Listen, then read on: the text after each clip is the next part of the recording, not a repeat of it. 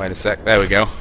We changed a couple of things here earlier on. My setup is somewhat changed from earlier. So, let's give you a rundown of how the game itself works, because this is the first time that Shootmania has really been shown to the public. So, what we've got is Elite Mode, a very interesting twist, I would say, onto a kind of hybrid deathmatch slash capture the flag point thing. Yeah, it's not it's something a strange one. Has really seen before in other game types. This is essentially, you'll notice that there's 2 teams of 3 here, but they're not going to be taking the field at once. We're going to be having a 3-on-1 format, and the point of Elite Mode is the single person, who is essentially called the Elite, happens to have a railgun, which, as railguns tend to do, make people evaporate rather rapidly. The other team can field everybody, but they only have these rocket launchers, which they don't move that slowly, but they don't have the precision of the railgun, and they also don't kill instantly. The Elite can take 3 hits, and the objective is that the Elite has to touch the flagpole, and he must do that within a certain period of time while dodging and weaving his way through the entire enemy team. Yeah, and we can see here the first map. We've actually got 3 maps that we're going to be going in today. Each game is a best of 3. They'll take turns then on each side, so at the start we'll have 3 guys defending, 1 guy attacking, then they'll actually switch for the round after that one. I suppose the best way is going to be showing by doing here in just a second. And then the way that you win a map, you have to have minimum 6 points, and you have to have a clear 2-round advantage, which means you have to be at least 6-4 in the lead to finish off a game, which means that we could see some 6-0s in theory. It could also mean that we see quite a few longer games, which I expect to see a little bit later on in this tournament. As I said, this first game is going to be Beyond Gaming versus Zulu Clan, and the winner will be going through to take on Team Loaded in the next round. Now, Team Loaded are a fierce and known outfit, actually. They, at least one of their players, played in the famous Call of Duty 4 PC tour of 2008 in the summer. Yeah. It's with such a fabled summer of 2008 that one was. And that's Juvenile. I won't particularly want to watch him, because for anyone that remembers how Juvenile plays, he makes you literally sick when you watch him. He's got some kind of crazy system that his brain works along with his hands to actually be really good at games. But for spectating, it's not the best thing. No, if you're a bit seasick, he's not the best guy to watch, honestly. It's back and forth, nausea-inducing, vertigo-inducing nonsense that comes from him. So we should be able to kick off this first game here in just a second. And once again, guys, we do need to stress that Shootmania is still in alpha, and as such, it's probably going to be a little bit unpredictable throughout the course of the day. But, you know, bear with us. We're doing our best that we can here. We actually have one of the developers here from Nadia who's on hand to help should anything go pear-shaped for us. Hopefully it will. But a bit of a forewarning about. So, I'm going to tell the players we go. Good luck. As I said, best of 3. First map here is Solar Flare, which you guys have already got to see a little bit of. Then we'll move on to Crossroads, and a third map, should we need it, will be Collided. So if you've actually, I don't think anyone will have played these maps really, as you know, up to this point, because we surprised the players a little bit with the tournament today, because they've been, I'm not sure, practicing so hard for other maps. However, these maps were only released last night, the update which came actually morning Pacific time for us. And so the players have only had this warm-up time. Granted, they've had a couple of hours by now to work through tactics to decide how they're going to go with things. But should be a very, very interesting start to the day. And we are going to go live. So, first match here in the Shootmania Twitch TV E3 tournament. It's going to be Beyond Gaming versus Zulu Clan. And first man on the attack is Beyond Bader.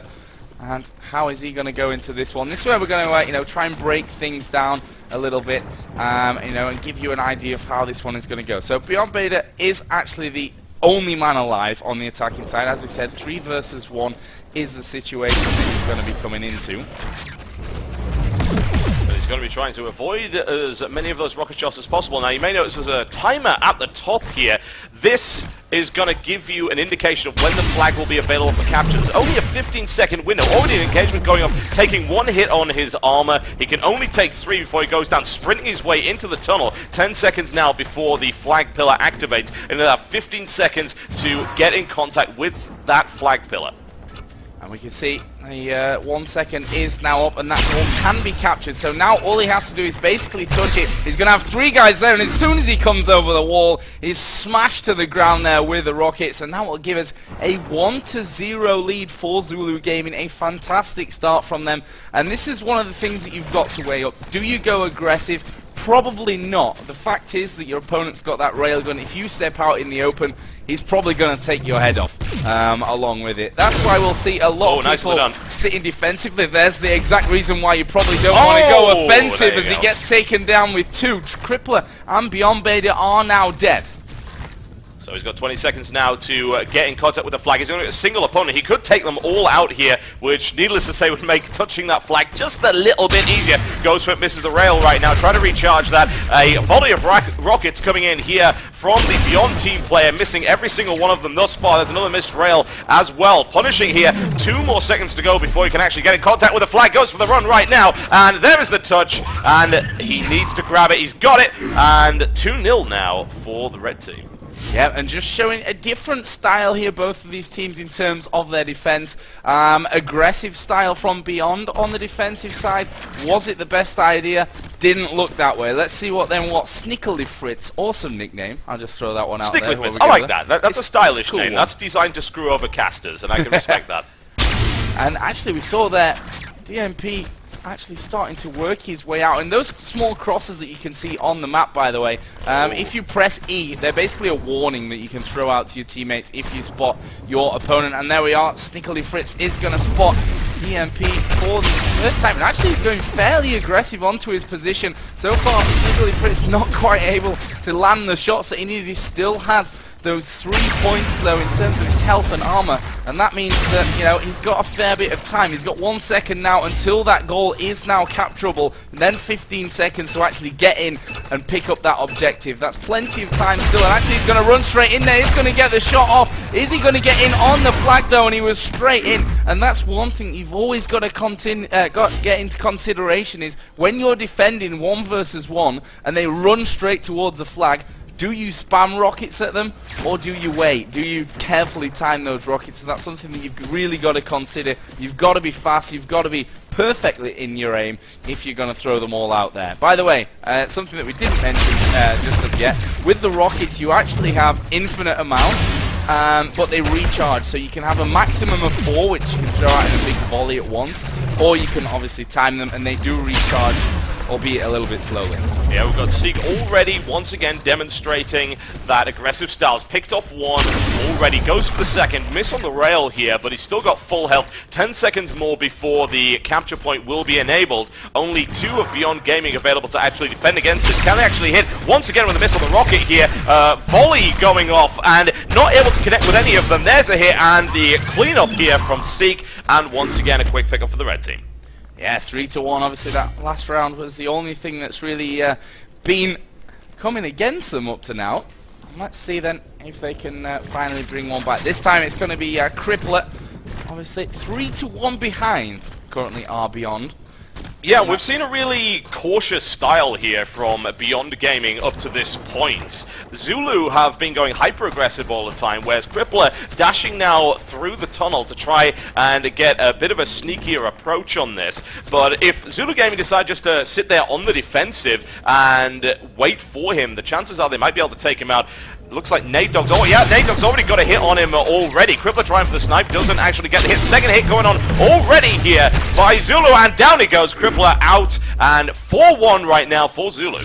Yeah, interesting attack style there. Took the tunnels, went right around the backside of them. However, once you're spotted there, let's not forget those volley of 4 missiles from each player. That's 12 rockets that can be coming right into your face, and you can only take 2 of the hits to stay alive, obviously 3, and you go down. So maybe not the best idea. Was definitely a different approach, though, as we see Nate Dogg trying to get fairly early up nicely towards done. the goal, and that's a great shot onto Bader. He's got another one there right in front of him.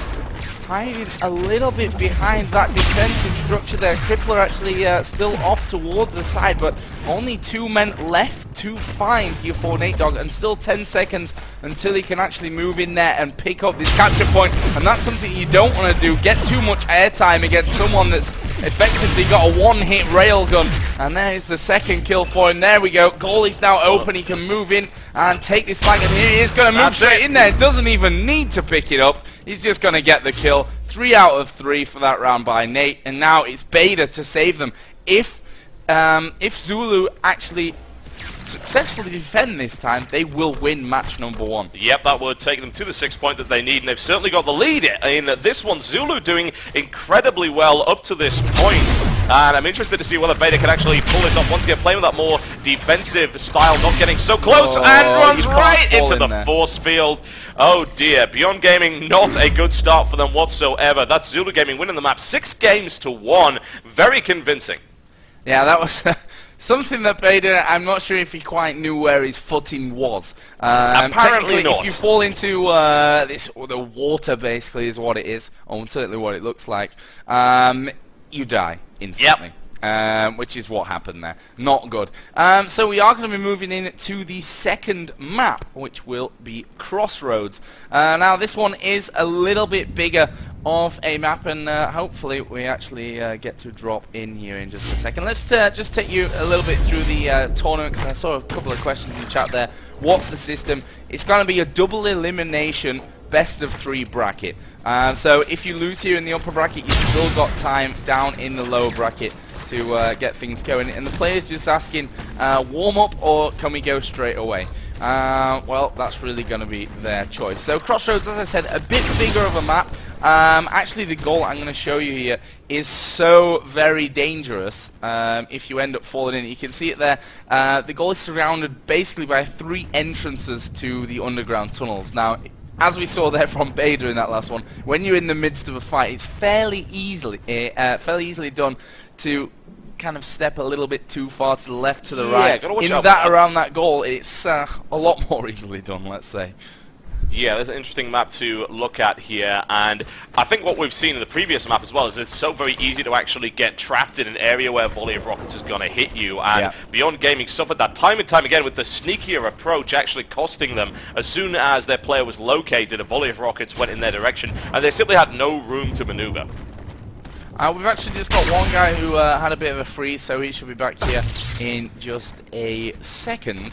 But you know, this match, there are a lot of those underground areas, and the question you've really got to ask, as the attacking player with the railgun, do you really want to go into one of those tight underground areas? It makes it a lot easier for your opponents to fire off those 4 rockets and throw your advantage you away at that stage. Your railgun isn't going to really help you all that much. It's much better to have the rail in a larger open area where you can use that range advantage and easily dodge incoming rocket fire. So I'm intrigued to see what Beyond decide to do, considering they seem to be the sneakier team in this particular setup, whereas Zulu taking the more direct approach and evidently having the skills to actually nail the rails. Their accuracy exceptionally good. Well, we've got the 3rd player back now for Beyond, and he's saying, be right back once again. He seems to be frozen in there onto the loading screen. Alpha is alpha, folks. Alpha is alpha, and we will be seeing a little bit more of that throughout the day, that's for sure. But so far, I have to give credit to Nadia, who, you know, traditionally a racing game developer. They've come out of the blocks flying with this game, in my opinion. For an alpha, it's ridiculously good in terms of its gameplay. It's lots of fun. Okay, there are still bugs in there, but that's why you have alpha testing and beta testing and, you know, stages there in between as well. And so far, I'm really impressed with how they've done with this game. Well, what I like to see from that company is that they just give you the building blocks to create something cool. And there's so many ways this game could actually evolve. As long as the engine behind it is good, as long as the building blocks are there, and as long as it works properly, you can make whatever you want with it. And we'll see some very interesting formats coming out. This is just one of the first formats that they came up with, and maybe it's not the one that actually gets picked up in the competitive scene. Maybe something else comes along. And that's the thing, with the fact that you've got the mod tools, people will make their own. Actually, it wouldn't surprise me to see on day one someone recreating Counter-Strike. Oh yeah. In a few hours. Obviously, from the start, probably not going to be very good. But as things work, maybe we'll get a new competitive game that's not necessarily, you know, what Nadia are releasing, but they're giving us the building blocks to say, okay, guys, you go ahead, you mod our game and make of it what you will, which is something that, well, it infuriates me a little bit actually. That so many companies just flat out refuse to even think about allowing modders. Yeah, modding just seems to be so vital, and I don't see how, if you're wanting to make a competitive game, you're putting in normal modding. Hey, come on, Counter-Strike was a mod originally. That should be enough proof. That should be all you need. But we're about to head on into this game, folks. Once again, Zulu Gaming leading 1 series to 0 against Beyond. If Beyond end up losing this one, then they'll be going right down to the lower bracket already. Not where you want to be at the start of this particular tournament, but we've got DMPS Strikes will be starting off here for Zulu, and the full Beyond team looking to spread out just a little bit here to see if they can spot him and try and do a little bit of damage to start with. First volley of rockets heading off here from Beta. That's a clear miss at that range. And once again, an aggressive stance here from Zulu.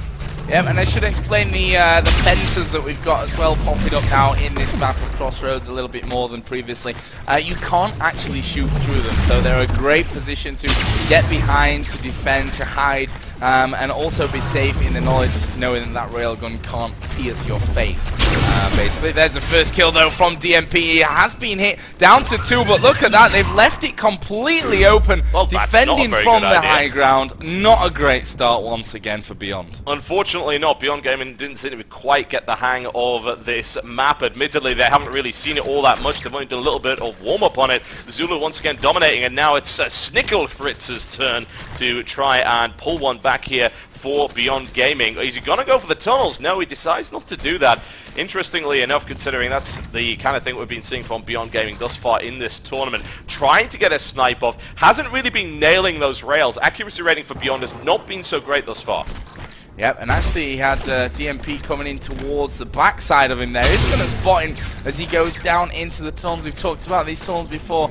Is it the place to be utilising the advantage of that railgun? Probably not. He's got 8 seconds now until the goal. Actually, I had a discussion today. Goal, pole, capture point. There are many things that we could probably call this one, but it's now available to be captured. And actually, he's going to run straight in there, going for a no messing approach. But will that work out for him? He's actually hit the one shot. Is going to get on top of it and will get the capture. They use all the rockets to try and pin him down. None of them really connecting as they should have, and that allowed them to get in 1-1. Beyond Gaming holding out this time. Let's not forget, in the last game, they lost 6-1. They only had the 1 point by the end of it. Yeah, it was a dominant performance there by Zulu, but Snickle Fritz managing to pull it back there with a nice mid-air rail. Now we've got Seek coming on here for Zulu Gaming, trying to flank around the side on the hills here and stay out of the way. And in fact, he is well away from the Beyond Gaming team up to this point. Rockets coming off, and at this range it really is just a Hail Mary. There's not a lot of point aside from trying to zone your opponent to keep him away from the goalpost. Any chance of actually hitting at that range is very minimal, and it makes you rather vulnerable to return fire from the rails. But a nice little hit already here on Seek, who has been he's been flanked actually from the side here by a Beyond player, and another hit being taken there. Takes one, misses the rail. This is really risky play here for Seek. He's going to actually make a mad dash for it. Could end up eating a rocket. Very close by. Quickly goes for it. Nice mid-air rail and the head, and a grab there by Seek. Oh, he's got it. So very close. Seek really cutting it fine there. Very risky strategy, and almost didn't pay off for him. A really interesting one as well. You've basically got a second. It only takes a second. You only have to stand there and not die. Yeah. For that split amount of time. And as you've just seen, it can be, in the heat of the moment, missed. Somewhat. We should probably also explain the whole bottom right energy bar there. So the movement system is a little bit different to what I think I've seen in any game before. Certainly to the fact that they're molded here. The jump and the sprint button are on the same key, which means you've got an interesting movement system when you think to the likes of Quake and Unreal Tournament. This is completely different. You get most of your speed through a bunny hopping / sprinting combination. which is something you've got to certainly get the timing perfect on. And your goal is now going to be open. What is Crippler going to go for? He's actually going to run straight in there. Oh, he actually missed the gateway, and down he goes. And yeah, you might want to aim for the hole in the wall there. Yeah, the rockets actually have a small splashback, just enough, as you've just seen, to knock you out of position, to stop you running through the what was actually a gaping hole in the wall, but just enough done there with the rocket damage. That will be 3-1, a good defense from Zulu once again. They are now 3-1 in the lead with Nate Dogg on the attack. Yeah, and I wouldn't want to mess with them, quite frankly. Nate Dogg's already proven his worth in this tournament with his accuracy, and unfortunately, Beyond Gaming haven't quite been able to match that at this point. Volley of rockets coming down in Nate Dogg's direction. He tries to flank around looking for position, and one would expect to see Beyond Gaming attempt to flank him, and that's exactly what he does. Gets a hit on him right there at close range. And there's a second one here from Snicklefritz. Can he finish it off? Snicklefritz going down right there to the rail, and a couple of seconds left before the capture come in, but the suppressing fire coming in there. Second grab, and can he nail it down? He gets out of the capture zone. Needs to be back in there once again. Nate Dogg gets it, and unfortunately Beta not quite able to pick up the defense there for Beyond, and that's now 4-1 in favor of Zulu. And there once again we saw the whole panic of firing out all those rockets as he comes through into the goalpost area, and that's something you have to you have to be real concentrated, and you have to be sure on your actions from that one. If you miss, he's getting in there and he's going to cap that post. Again, we saw a slight bit of mistiming. I think he thought that he'd already picked that one up there, but again he moved out of range, and again he had to go back in for that one. We've got now Beta, who's camping up in the trees. Not sure what he's going to achieve from that one. No one actually peeking out there too early. Actually, he's going to get flanked once again. Still has 3 points in his armor count though, but he's been forced away, and this is where the aggression can really help. Force the opponent away and throw that timer against them. Dashing now into the tunnels to try and get away with that, flanking around the side, but Seeker's already there. Unfortunately, he hasn't noticed him. Coming around the side, he's just going to go right for it, and eats a complete volley, and that was not a good idea. That was Nate Dogg once again, who 3 of the 4 rockets actually throwing it down against him. Yeah, really, really strong performance there once again by Nate Dogg. And now we have DMP, who has the chance to win this game, to put Zulu into the next round of the upper bracket, where they would take on Team Loaded, as I said before, a very experienced team in... Oh, don't want to jump in there. Not a good idea. We saw that at the end of map number 1 to finish things off, but you can see that DMP has snuck around. Bit of a ninja here. I'm liking this, actually. What we've seen in prior rounds is, especially Beyond, went for the quick snipes at the long range, didn't nail it. The problem is when you do that, you reveal your position, because you can see exactly where that rail came from. Avoiding the presence of your opponent seems to be the way to go, and a nice start here for DMP. Grabs the snipe on Beta, and looks like he's got a great position to get the second one. Takes a hit, which knocks him down into the tunnel area. Needs to find a way back there. This is not a good place for DMP to be right now. Volley of rockets streaming past his face, and now has 5 seconds to try and get himself into the capture zone. Going for it right now. Knocked back once again. Eats another rocket. Can he actually make that happen? And he does not manage it. Beyond with the clutch defense right there.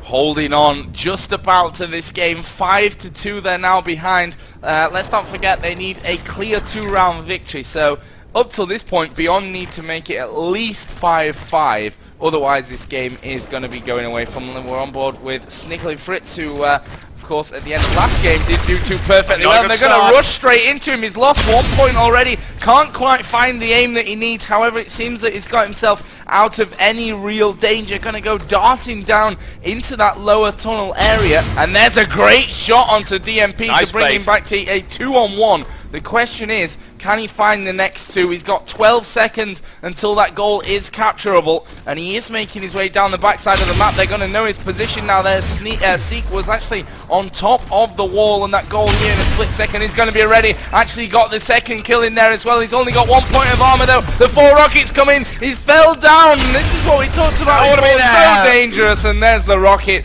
and there's the game for Zulu. 6-2 here on Crossroads, sorry. I don't know where Crossfire came from, a bit too much Call of Duty. StarCraft 2 map, not a very good one at that, but unfortunately Zulu absolutely dominating Beyond there, quite frankly. Very convincing victory. Beyond now down to the losers bracket already in this double elim, and with 20 teams hanging around, it's not going to be a nice ride for them. On the other hand, it seems like Zulu's really got their accuracy nailed down, nailing rail after rail, and also getting this great positional play, being just a little bit, as you pointed out earlier, a bit stealthy about their engagements, only going in when they're sure they can get at least one kill, not going for these big Hail Mary snipes. Well, we're going to be moving into game number 2 here in just a second. I'm going to tell you what it is when I find it. There it is on the paper at the bottom.